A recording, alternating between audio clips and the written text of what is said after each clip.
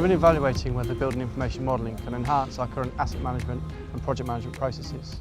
We have a particular challenge with our current regulatory environment. We're trying to deliver projects more efficiently, and this is where we believe that BIM can help us with. Building information modelling is really about attaching or pegging data to an interactive 3D model.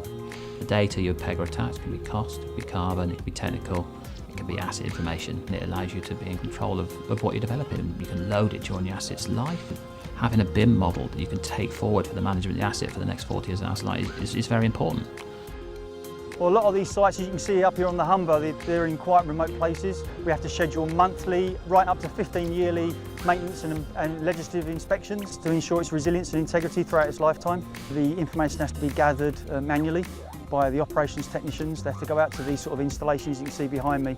We can then start to put some sort of trend analysis together to be able to look at forecasting for replacement of those ageing assets.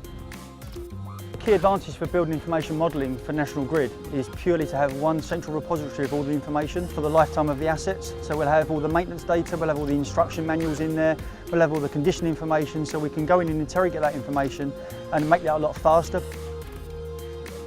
When you start a project, you create a 3D model for the asset. It can be an existing asset, it can be a new asset you're developing. It can be a new asset that you're adding to an existing asset. You develop the model exactly as you're going to build or exactly as you're going to operate. And by doing that, it allows you to get rid of those sort of errors that commonly occur on sites. You can almost snag the project before it's built. We've just come into the 3D model now, and what we can really find useful about this is we can plan for things such as temporary works, plant access to site, formal process safety assessments such as HazCons. We can identify hazards at site without actually having to be there. For example, we have a buried hazard here, gas pipeline. We'd be able to plan for that without actually having to be at site. We can do it all from the 3D model. You can even sort of program load the model to see where you'll be at various stages of the project and how your project should look at the various stages, which again you can use for managing the project consultation purposes. I mean, it allows all stakeholders in the project, local councils, it can be local authorities, it can be local interest groups, to clearly see what the design intent is. And quite often when people understand what you're trying to do and can see it, it allays a lot of their fears.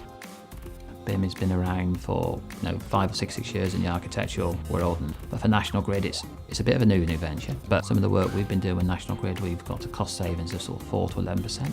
But we expect those cost savings to increase as we get more experience and the industry gets more experience of BIM and what can be done and can be achieved.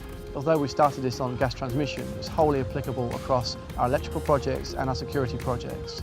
It's about building, it's about a verb, it's not a noun.